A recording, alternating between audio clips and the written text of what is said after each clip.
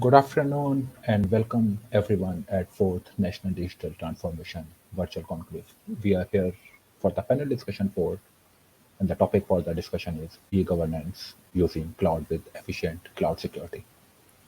Today we have with us Mr. Navin Mittal, Commissioner Collegiate and Technical Education, Government of Telangana. I welcome you, Navin sir.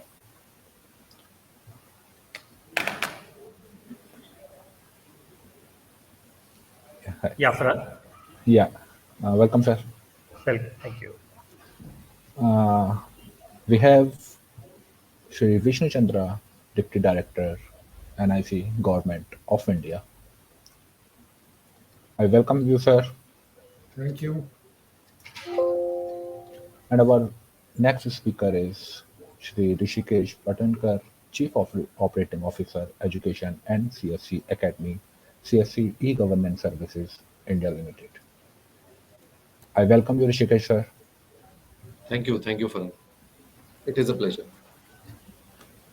We have Mr. Alain Sanchez, EMEA, CISO, and Senior Evangelist from Fortinet. I welcome you, Alain. Thank you very much. Delighted to be part of this panel. It's our pleasure. Thank you. And as for our moderator, Mr. Ashokkumar Prabhakar, Partner, Technology Consulting from PwC. I welcome you, Mr. Ashok. Thank you, Farhan, and thank you, the rest of the panel members as well. Yeah, so now it's time to hand over to the session. Thank you. Really appreciate this. Yeah, really appreciate this. First of all, welcome Navin sir, Vishnu sir, and Alain and Rishikesh sir for this particular panel discussion. Since we have a mixed variety of participants here, I'm going to keep two separate set of questions so that we can go through it and take advantage of your experience and expertise to make a difference to the audience here. So first, let me start with Vishnu sir. So in terms of maybe you can start with a brief introduction if you want to, and then we can go on with the rest of the questions. Yeah. Thank you very much, Ashokji. In fact, NIC is a very pioneering organization in IT services for governance and also cloud-based services. And we are closely associated with government at central state level for more than 4 decades, taking care of various aspects of e-governance. And we have a nationwide network called NICNET NKN also, and infrastructure for national data centers, video conferencing, 1800 plus VC studios, cloud-based VCs with national cloud, and data centers, national data centers at 5 locations, and further state data centers in each state with 10 to 15 racks in each state, and more than 1 lakh square feet of data center capacities. Since 2014, we are running a NIC cloud called MeitY for government services, and various Digital India programs are being launched using that. Particularly during this pandemic period, NIC cloud services have been extensively used in a work from home scenario with complete security, and this has been done without any, you can say, notice we have to do this. So it has happened, and we are able to scale up the infrastructure and services for various urgent needs of government, for COVID management, for RT-PCR, for many things. And also, since my domain, I belong to a geospatial technology and services domain, and we are running cloud-based multi-layer GIS platform called Bharat Maps. So many of the cloud-based map services has been integrated, and also during pandemic has been integrated with various applications related to COVID management and other things, along with large projects like you must have heard about the MeitY scheme, where drone data survey and we are creating services using that data for land management and property record management. We are creating cloud-based geospatial framework for projects like BharatNet, which is a national optical fiber network connecting panchayats. So most of the fiber network, even connecting to what you call third-party softwares like for NMS integration of GIS, integration with fault diagnostic systems, so that you can monitor the telecom assets which are lying in field, their upkeep and all that. So these kind of things using an IC cloud is being carried out. And some of the services, because in many of the infrastructure e-governance projects, at grassroots level, partnering is done from even a private sector. And there some of the apps are used for from an IC side to capture the data from field. So these are some of the things which we are involved, and we are taking care of complete cyber security along with the cloud management part. And this is my initial comments. Thank you. Thank you, sir. So I would request Rishikesh sir to give a very brief introduction. Thank you, sir.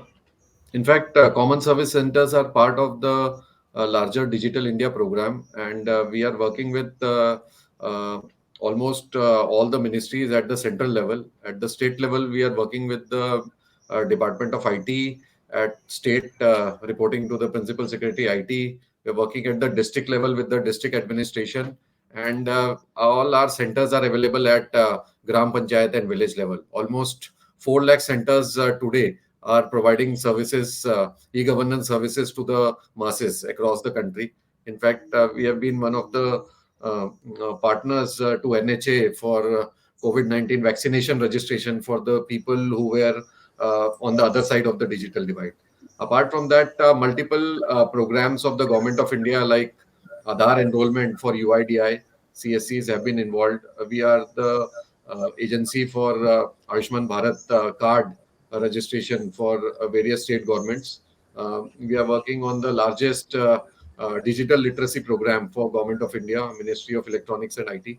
And in almost all these, right now there is a program of Ministry of Labor giving Shram cards to the migrant laborers. So we are working on that. So there are multiple programs and services which Government of India is running. Almost 400 plus services right now are available through the CSC platform. And yesterday only during the police commendation ceremony, the Honorable Secretary Home Affairs, he launched a service called Vehicle NOC through the common service centers. So with NCRB director also present there. I think these services would be useful for citizens, and almost many of these services have now been migrated to cloud because we understand the effectiveness of the cloud and the ability to scale. And if there are so many users, it is mandatory that you use a cloud. So I think cloud platform and cloud computing is here to stay. And as our Honorable Prime Minister says, 4th generation revolution technologies are here now, and we need to utilize them, use them, and make them reach the citizens. So Sarkar Aapke Dwar is the focus, and we are part of that. Thank you. Thank you, Rishikesh sir. I will request Navin sir to make a brief introduction. Thank you, Ashok, and it's a pleasure to participate. I'm Commissioner for Higher Education and Technical Education in the state of Telangana. And we have, huge, I would say, IT requirements in terms of addressing various issues pertaining to the management of educational institutions, admissions, examinations, evaluation, and a lot of things. So, for example, our entire admission system in the state of Telangana is completely online.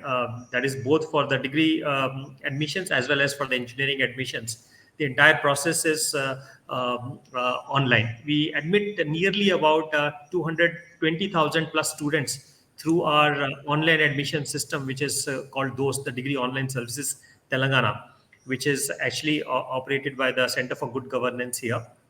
And our entire engineering admission system, engineering and management admission system, wherein we admit about close to 150,000 plus students, is actually operated by the NIC.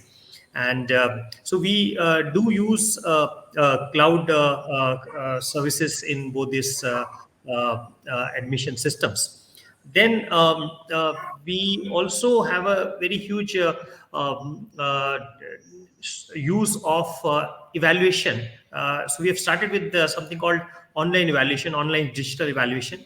We scan all our answer scripts, and then these answer scripts go to the evaluators completely online. So our entire technical education department, the evaluation happens online.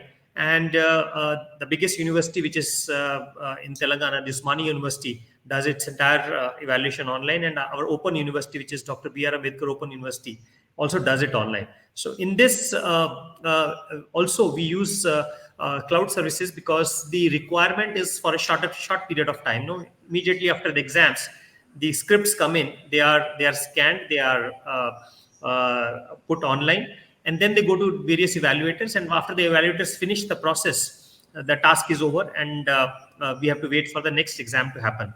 So since we have a requirement for a very short period of time, we use cloud services in this particular item. And we also have something which NIC provides, which is called e-office. So all our entire higher education and technical education department, that is Commissionerate, as well as all government institutions, are on e-office. Of course, for that we use our state data center services. But now we are in the process of putting all our universities also on e-office, for which we are using now cloud services to host the files. And in fact, I can go on and on, because almost every service which you have in the higher education system, or I would say in governance per se, does require computing services. And I think cloud is the future for most of these services, other than probably where we have some very probably sensitive security requirements. I think cloud is the solution to go ahead. Thank you, sir. Really appreciate this. Alain, would you like to introduce yourself? Thank you, and really pleased to be part of this panel. Fortinet is one of the prominent cybersecurity company worldwide. We have been now in Europe recognized as #1. We've been profitable and free cash flow since our IPO in 2009, and our market cap is now over 28 billion of dollars.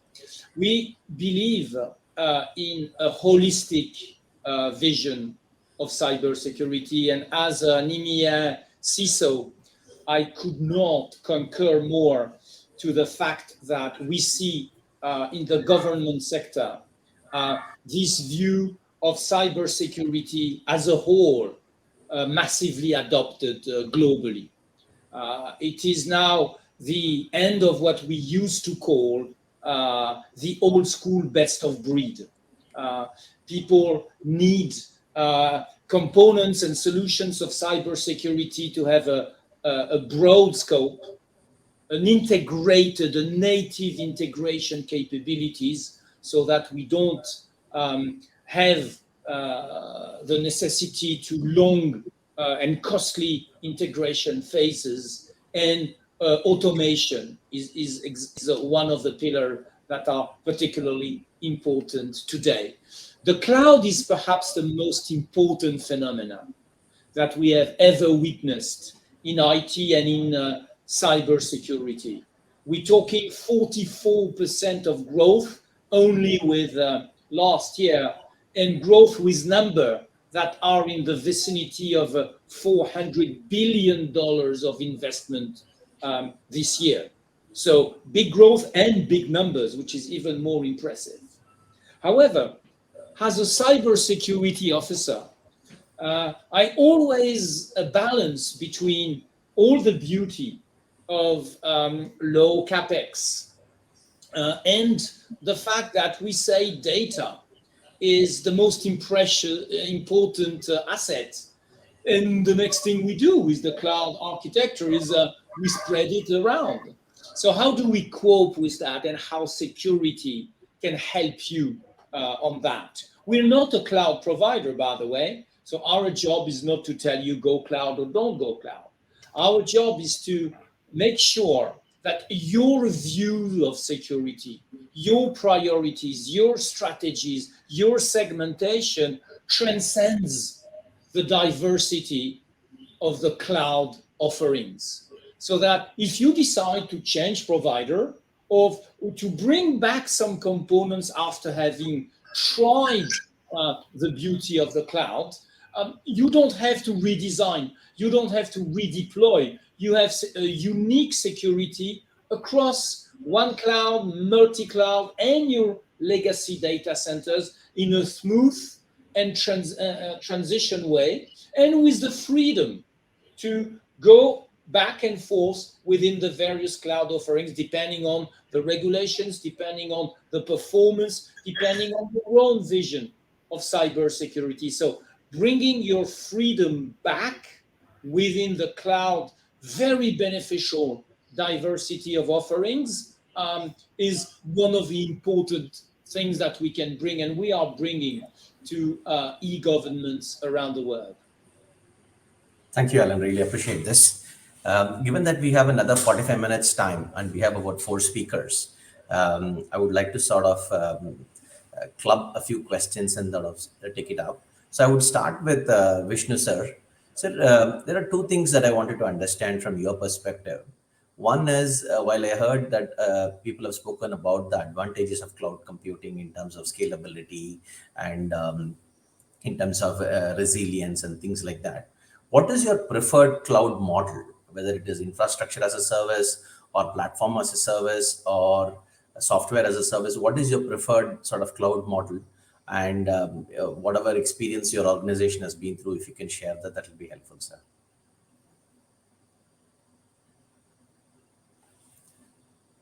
So you are on mute, sir. Thank you. And see, in all these cloud services which you are talking, like software as a service, infrastructure service, or platform as a service, each one has got its own benefit. Ultimately, what is the model, identified model, will depend on evaluating the requirements in terms of workflow, in terms of what set of deliverables we want to give. Now, if definitely software as a service, if some requirement relates to what you call quick access to cloud-based web applications, which are some products are available, maybe then software as a service will be important. Particularly in my domain of GIS, where there are certain data models as a part of applications can be given as a service. Even geospatial data can also be leveraged as a REST-based services, which get integrated and join the local data in the system. So this, in that context, software as a service will be important. The infrastructure, when we have to do the virtual provisioning of computing infrastructure, and we have to add new servers dynamically, as maybe sometime happens at certain critical stage, certain load becomes more and performance has to be seen. So in that context, infrastructure services, which can be dynamically upgraded, as means in a project like, say, Mr. Patankar talked about national database of unorganized workers. There are peaks of the data coming, and we have been asked to upgrade the cloud infrastructure. So those things has to be addressed with that point of view. Now, platform as a service is also important, where there are certain a ready-to-use component and reusable component, and user can take benefit out of it. So each one has its own benefit, and one has to see what is the actual requirement and at what level and what granularity level we have to extend the services. One can decide about it.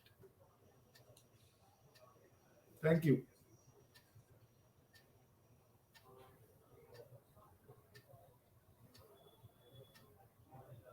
Thank you, sir. Rishikesh, sir, you would like to go ahead? Yeah. So, sir, we already know that cloud provides us high scalability and low maintenance efforts. I think a lot of cost saving potential is there when we are using cloud, and whenever e-government solutions are there and the design is being done, the detailed design part of it, I think cloud computing is the solution over there. In our experience also, as Vishnu sir said, it's a mix, it's a hybrid basically. So either infrastructure as a platform, or platform as a service, or software as a service. I think it's a hybrid model which works. So it depends upon the need. And theoretically speaking, PaaS actually brings more value to a cloud. But services like CRM, maybe, or maybe some of the software products like Navin Mittal sir was talking about the examination system. So this may be a remote proctored exam system or a compute engine that might need a different kind of model. So I think a hybrid model works better here. And in our experiences also, the requirement is like we need a scalable, cost-effective solution to manage all these mission-critical services for the users.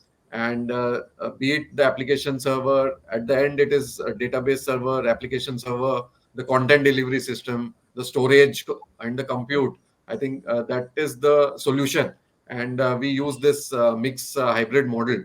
And the major benefit is to deliver quality services to large amount of users, and the response time should be minimum. So these are the key factors we keep in mind when we are using any platform.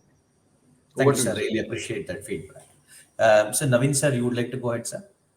Yeah, so I think I can't agree with both the speakers more, in the sense Vishnuji actually gave a good overview of that each one of these, the SaaS, the PaaS, as well as the IaaS, they have their own respective strengths. And it again depends on the nature of application as to which one we are using.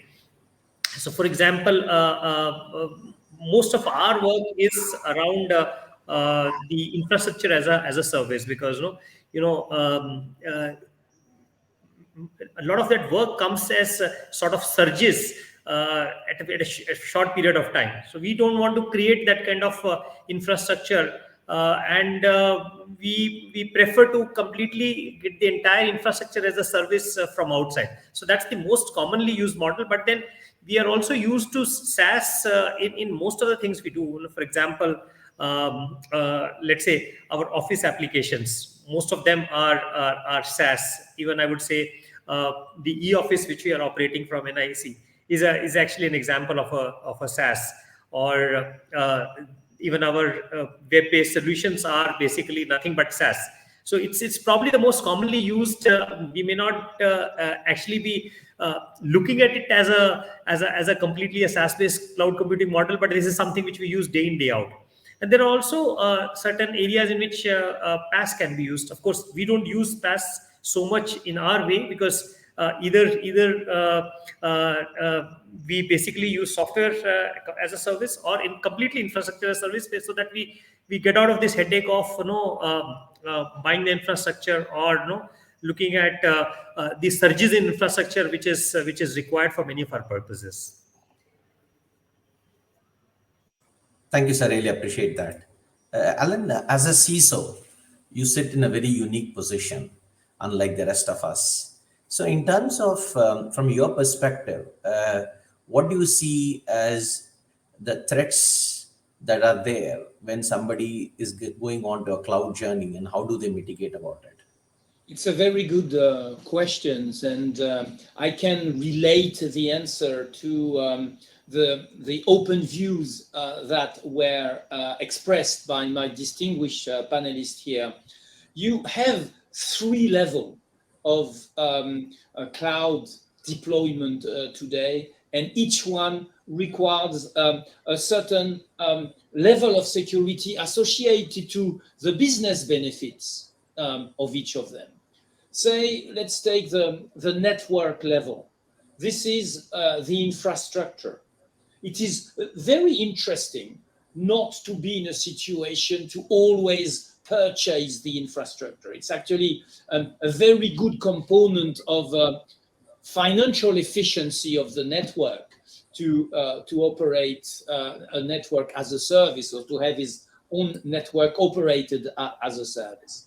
However, you need to keep the visibility of what is happening on the network to defend yourself and to understand yourself, your company, and also as a way to reflect on the company health. Who sees the network, sees the company. Where are the big exchanges? What are the big applications? Who are the users? How do the flow of information cope with the company strategy, and also how are they attacked? So you have a first visibility at the network level that enables you not only to understand, but to have a deep visibility on the potential threat that attack the network. So some of the threats that attack the network is the use of administration rights that have been stolen via different ways. Phishing is one of them, but also scanning the weakness of the credentials and trying to escalate. And so as you go about scrutinizing, understanding your network and outsourcing it, you need to keep the visibility, because you can outsource everything you want from the network to the application. You are still responsible. Responsibility in the eyes of the laws and in the eyes of the citizen of an e-governance that do transaction through this network that you outsource are still yours. And you are at the same time with the obligation to report on what is happening. So network layer has got its advantages when it's outsourced on the cloud, but also its threat. From an application perspective, the challenges remained. Access to these applications need to be checked, particularly when it's coming to do government transactions that are used by the citizen to prove their citizenship, to access to goods and services, to establish themselves in the eyes of others' administration. So the ability to secure the applications, even when the application is hosted in the cloud, is fundamental.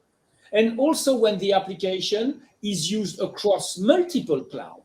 You can have a very big deal with a given cloud provider in certain regions of India, and you can have an excellent deal in others. And when you cannot perform the visibility and the security of the applications across these clouds equally with one single policy that is your policy, then you're kind of stuck with only one provider or within a given on-premise infrastructure. So application visibility, application security at the highest level, provided through a unique set of rules that you own and that you create and design one and deploy in a scalable way, is a great factor of security within the SaaS models. Because it's not because you have your, let's say, for the sake of the argument, Google Cloud Platform or Azure with Microsoft 365 hosted somewhere, that you can say, I'm completely off the hook. The security of my applications will be completely dealt with my cloud provider. It is not the case for a responsibility perspective, as I said earlier, but also for the own good of your ability to make good use of these applications. So again, here across the application layer, the platform layer, the network layer, whether you go private cloud, public cloud, or software as a service, you need to have a unique way to go about seeing, managing, analyzing the threat, and the last bit, but not the least bit, which is reacting to the threat. It's one good thing to be able to recognize a type of phishing or a type of a credential stealing, a kind of encryption. What you need to do across your cloud infrastructure is to trigger the response. And now we're talking about milliseconds. And this is where this unique, integrated, and automated cloud security facilities and services are of major importance when we look at what's coming around the corner. And what is coming around the corner is more and more and more devices connected to this infrastructure. Take this room. I have this Bluetooth to manipulate my camera. I have this for the shutter here. I have one mobile. It's Bluetooth, it's Wi-Fi, it's Ethernet, it's infrared. All these devices are connected when we are talking today on these video streams that is hosted somewhere on the cloud. And we need this ability to apply a security policy across these devices. And some of these devices are very rudimentary, very small CPE, very small memory. And yet we need to be able to understand what behavioral is all about.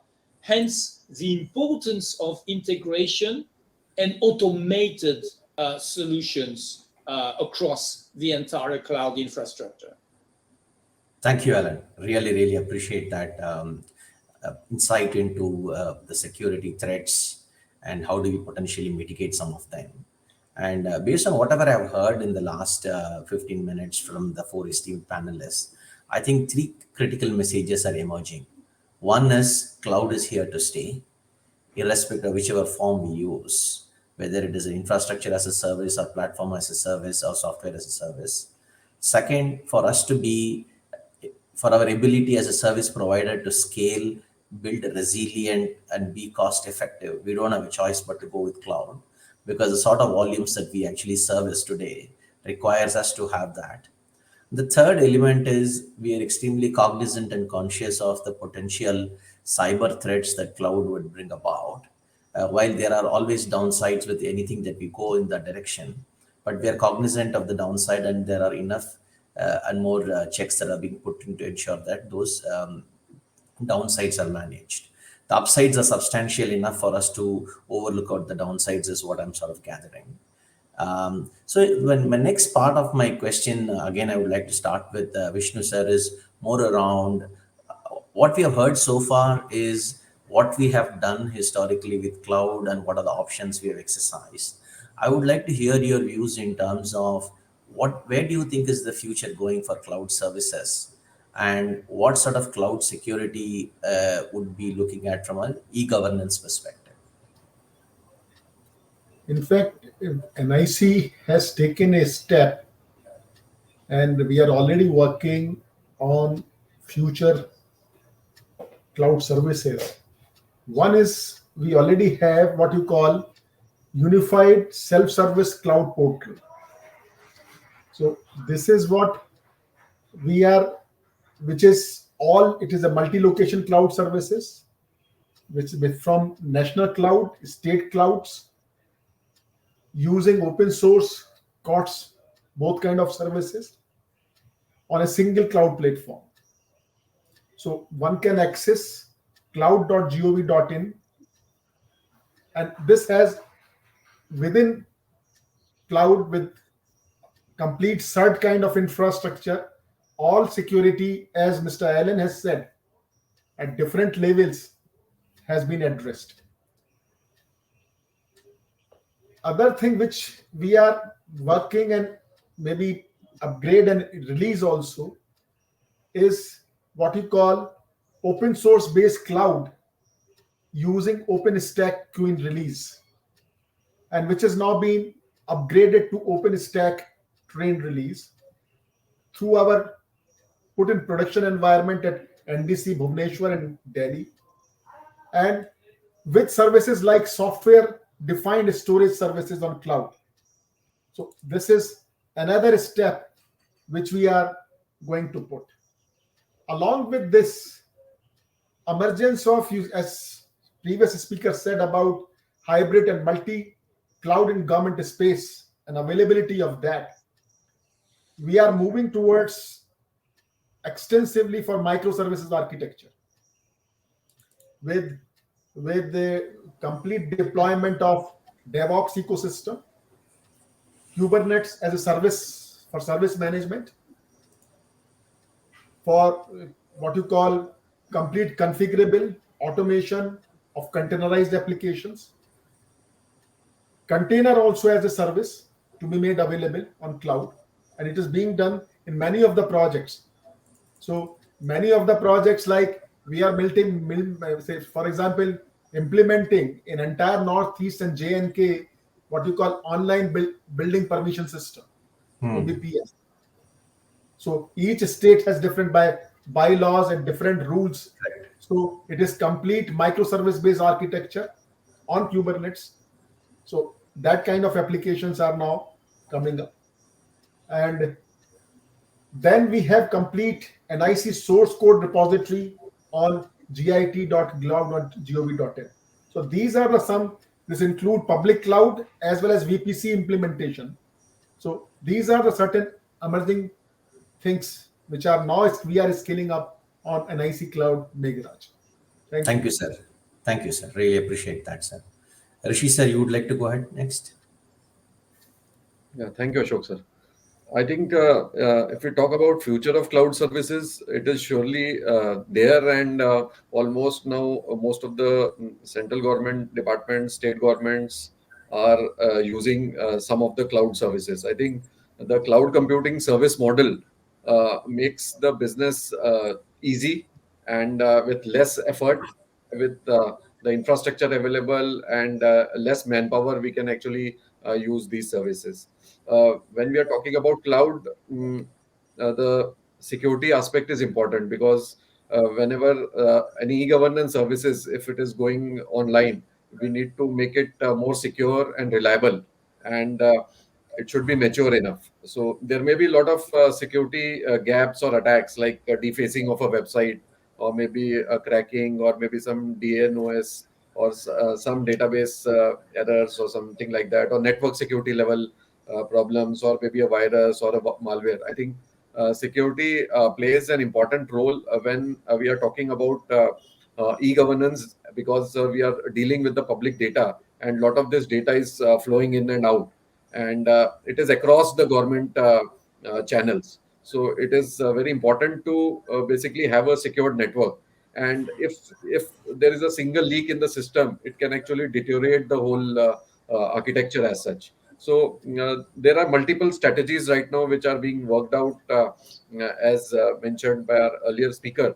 I think the important aspect is to create environment both within and outside the government agencies, so that they know about the nuances. Then spreading awareness about the general public is very important, because right now a lot of cyber security training is being given to people, but awareness programs are must for spreading these awareness programs at the school level, at the college level. I think they uh, they bring and they become the strong hold for the citizens.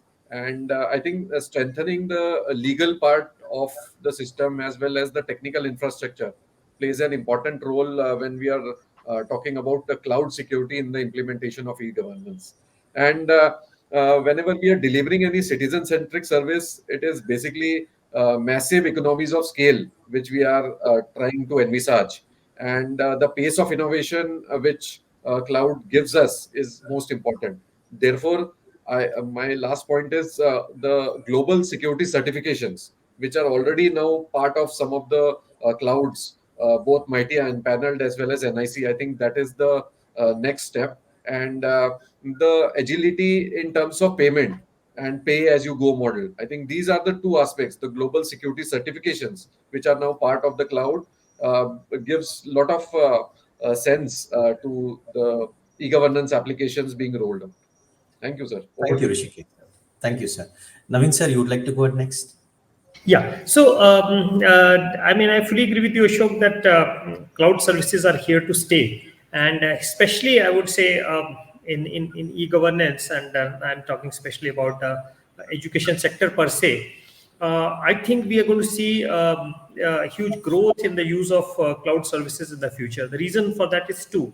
One, there are large number of institutions spread around in a state, or no, if you look at the entire country also, the institutions are spread around, and their utilization of whatever application or whatever software or whatever service is very limited individually, but when you pull it up, it becomes a substantial quantum. And I don't think there is a better way to handle that but through a cloud service, because the whole infrastructure gets or whole service gets shared among multiple users across geographies. So that is one. Two, as I pointed out in a couple of applications, there is a surge which comes for a short period of time. For example, let's say during the admission times, you need the service for running the admissions application. During examination time, right now we don't really have proctored examination, but that is also something which is going to be coming in a big way soon. Right now it's more of in an experimental stage, but proctored examination is going to come, let's say, twice in a year, or 3 times in a year. Evaluation for examinations for which happen in a physical mode again happens 2 or 3 times in a year. Then the result declaration. For example, I can tell you that especially the larger examinations like the 10th class examination or the 12th class, suddenly you find that the result is declared. There are millions and millions of fits which are required, but no, that is only for a few hours. So for such a surge in requirement, I think cloud is the solution, because you can actually literally get access to an infinite amount of computer power in the backend without worrying about what sort of traffic you have. And we can't really plan to have that kind of redundant infrastructure in our own premises. So that's the second point which I want to make. And third, obviously, is in government, actually, the maintenance of systems is very, very poor, I would say. Individual departments and individual offices do not really have the capacity to maintain the hardware and the software in a proper way. Sometimes there are budget related issues, sometimes there are capacity related issues, and I think it's best to get out of that headache by putting it onto the cloud. So that's another reason. But as you mentioned rightly, there are some downsides also in terms of security. But I think that is the given reality. Security is an issue whether we have it on premises or off premises. That's an issue both ways. When our users are going to log in remotely, it's going to be as much of a risk whether you're having it on premises as you're having on the cloud. So I think that cuts both ways.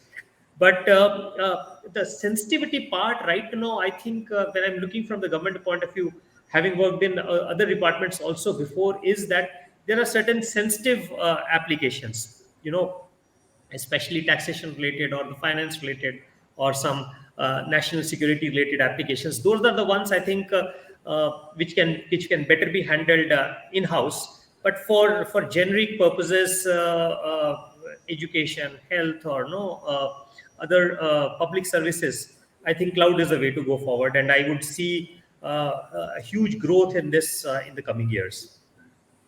Thank you, Navin. I really appreciate that point of view. Alain, since as a CISO, I think you're uniquely privileged where you are. And for a country like India, which is very sort of disparate in terms of adoption of various technologies and very widely spread, and we have places where we still don't have electricities in some sense. So what would be your sort of recommended architecture for a country like India with its wide set of constraints that are there? Thank you for the question. First, we see in India a huge amount of competences in the cloud. India is our second area of investment for our development centers in the world.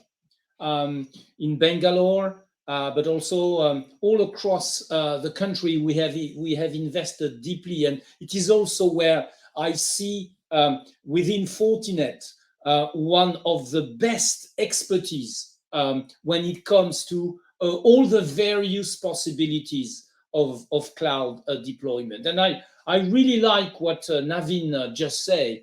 The cloud is here to stay. You know, according to a study that was published in August 2020, we are moving from 300 and so billion by the end of 2019 to more than $439 billion. And that gives the importance of it. One of the things that I believe has to be kept in mind is there is no one size fits all when it comes to the cloud adoption. The cloud as well, back and forth, very natural movement. 72% of the cybersecurity officers have brought back one component that once they have put to the cloud. That doesn't mean the cloud, as I said in the beginning, is dead or is even declining. Absolutely not. But it does mean that at some point we test something in the cloud and we bring it back and we rebring again to the cloud.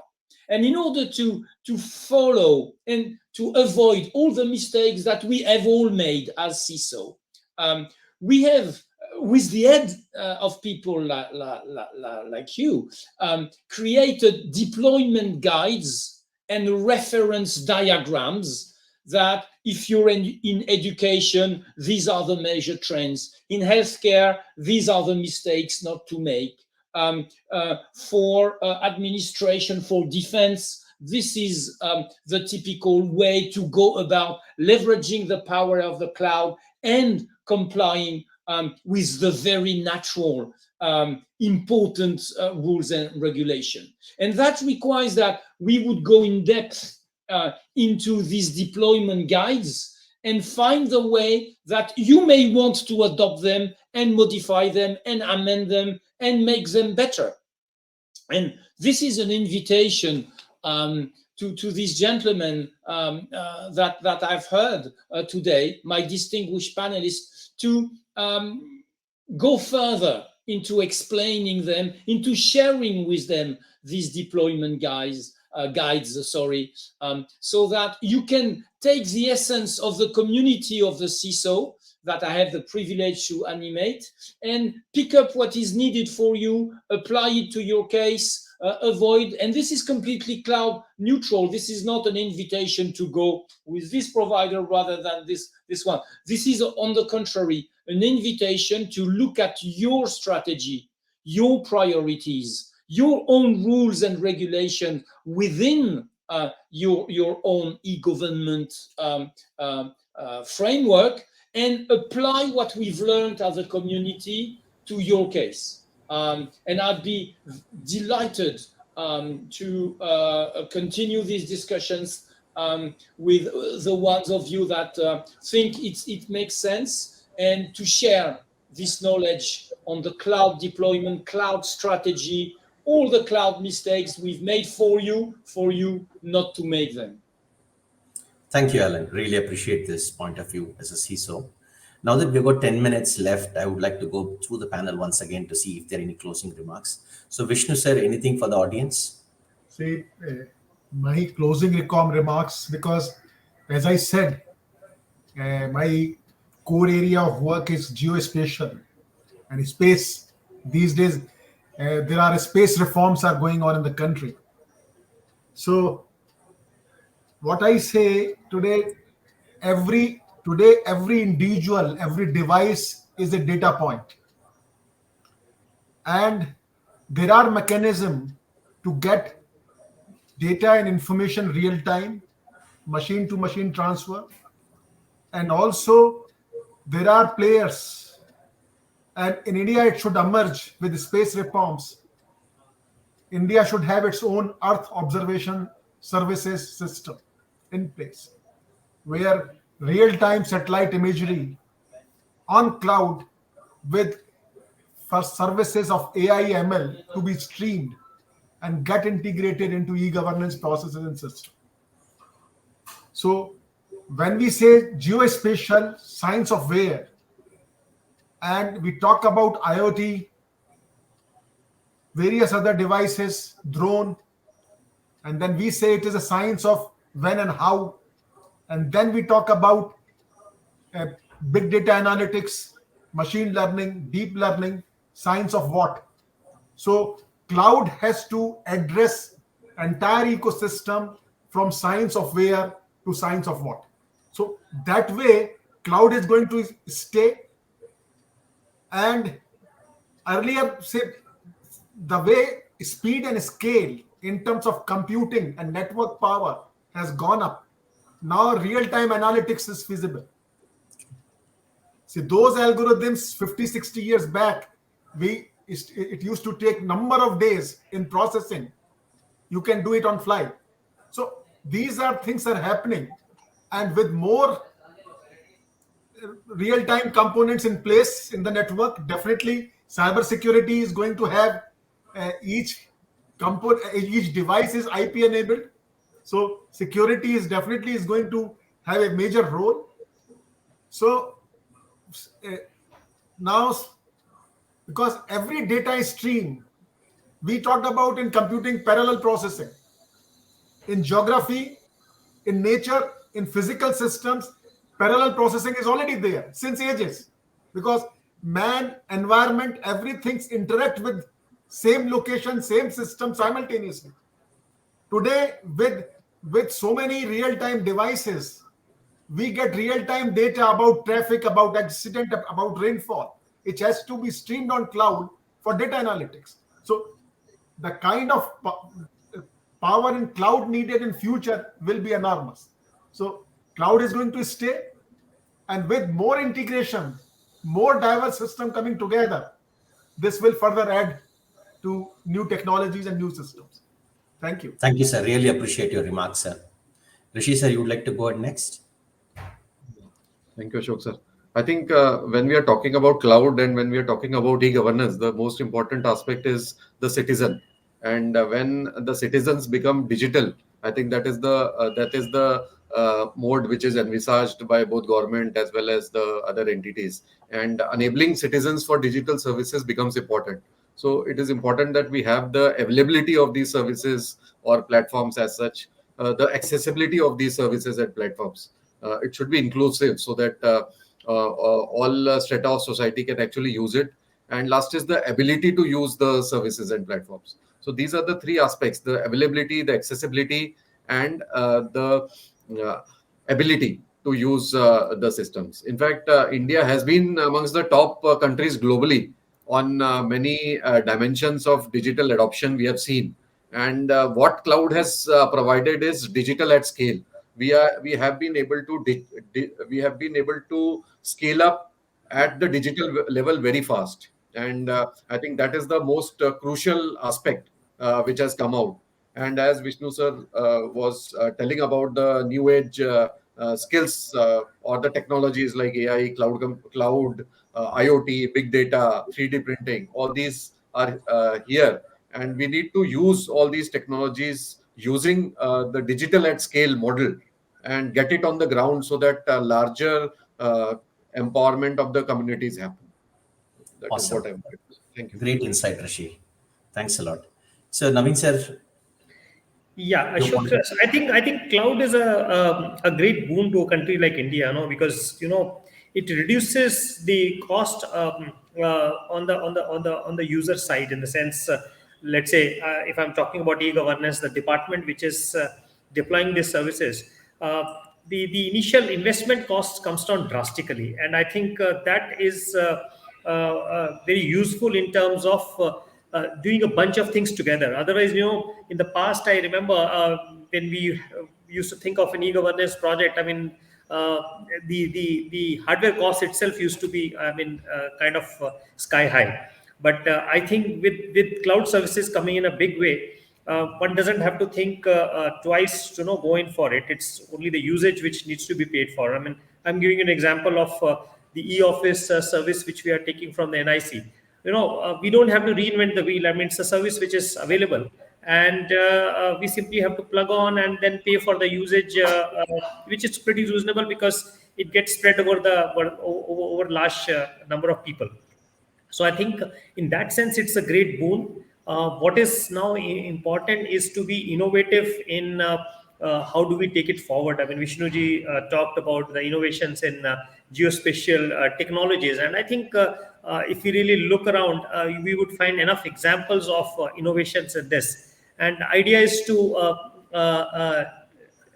ramp them up rapidly in governance. I mean, learn from each other, see what the other state is doing, and then replicate it. I mean, we have this online admission system, which many other states have also looked at Telangana and then replicated it very quickly. So I think I see a lot of optimism in going forward, and I would say that this is something which is godsend for India.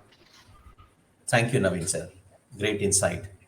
Alan, your closing remarks? Yes, I would suggest to leave this debate with three takeaways that I also took from the great inputs that you gentlemen made today. The first one is the cloud is an enabler of innovation. As Vishnu sir just said a moment ago, the integration of all these devices enable innovation. And that is something that we have to keep in mind, because it makes possible at interesting return on investment schemes to test innovation, to immediately test innovation and have all the analytics of the innovation. When you develop an application, just for the sake of the argument, on Amazon, on Azure, on Google, on Oracle, on IBM, you immediately have statistical modules that enable you to refine it and to make it better, to see who is connecting for which services, what kind of citizen, what is the best transaction, what are the problems, where do you have complaint, and you fine-tune that immediately. So something that you could not do, for instance, when you developed all the application in-house and developed the statistical module in parallel. That was another moment. So it is an enabler of innovation. Now, it does not offload you from all your responsibilities as protecting the data, protecting the user, protecting the infrastructure, protecting the citizen, and protecting the country. The final remark is, in order to continue having this openness of mind that I saw in this debate, the idea is to take advantage of all these benefits, but with a native embedded security within it, added to the freedom of choice at any time. So that going cloud doesn't mean entering in a tunnel to which you can never go out. A tunnel of a financial cost tunnel, a technological tunnel, a platform tunnel, etc., etc. The idea of bringing the freedom back to the cloud adoption, which is a great enabler, as we see, but that does not offload you from your responsibility is one of the great ideas that I believe will govern the clouds of the future and the cybersecurity platforms of the future as well. Thank you, Alain. That's a great insight from a CISO perspective, which we all need, because cyber is here and cloud is here. Both have to coexist in some sense. Just to conclude whatever we have discussed so far, I think there are 3 or 4 critical takeaways from my perspective to the audience. One is, as we said, cloud is here to stay, irrespective of whichever type of cloud you adopt, whether it is as PaaS, SaaS, whatever type of cloud you want to adopt. 2 is, as Alan said, cloud is becoming an innovator, more of a platform for innovator rather than anything else. And it is not the technology that is driving this, it is actually the demand from the citizens which is driving it, correct? Because the citizens are becoming far more empowered these days with more than 500 million plus mobile devices in their hands. They want everything to be delivered onto their mobile devices. So that is, in some sense, citizen expectations and citizen needs are also driving the innovation that cloud services can provide. And the third element that we spoke about was the fundamentals, correct? Which is in terms of resilience, in terms of scale, in terms of cost and all of that stuff, which is a no-brainer in terms of justifying a business case for cloud. And we have also understood that while cloud is a good thing to have, we also need to be cognizant about the downsides that are potentially there. And as long as we are cognizantly building for it, then I think we are in a much safer and better place for us as well as for the citizens. So those would be the takeaways for the audience. With this, we would like to conclude the panel. Thank you.